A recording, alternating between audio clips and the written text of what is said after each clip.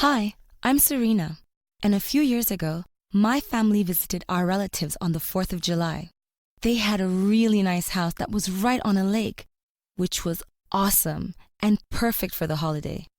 This meant we could picnic right at the water's edge, swim all day, and see the city's massive firework display from across the lake without having to deal with the crowds. So, the night of the 4th comes along, and we all settle down on blankets on the shore to watch the fireworks display.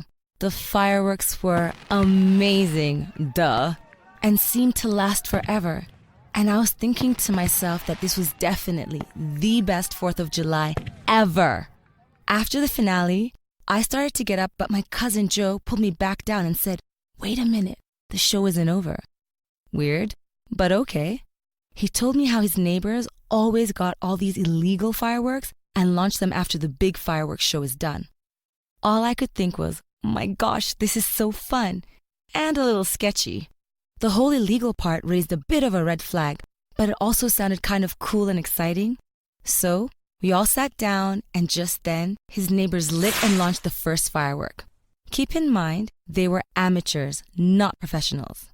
They had so many fireworks lined up and down along the beach, and they were really awesome ones. It was like having a whole second fireworks show. The problem, though, was that with any illegal fireworks, you just never know when one of them or a bunch of them might be defective. And one of them was. Oh boy, was it ever. I freaked out.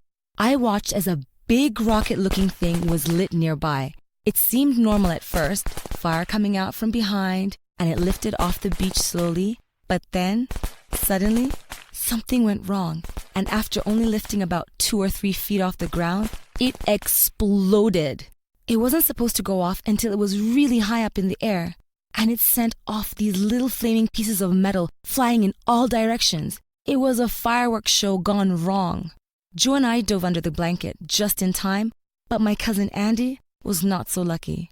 A little fireball hit her right in the head and immediately set her hair on fire.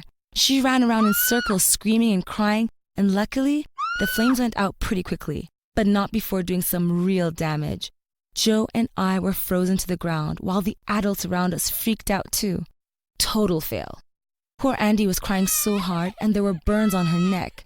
She was really scared. But Joe and I managed to make her smile with our very own rendition of Katy Perry's Firework. It worked because she was quite literally like a firework. Everything ended up fine, even though it could have been a total disaster. Still, it was terrifying, and it went from being the best 4th of July to one I would never forget. Stay safe out there, y'all.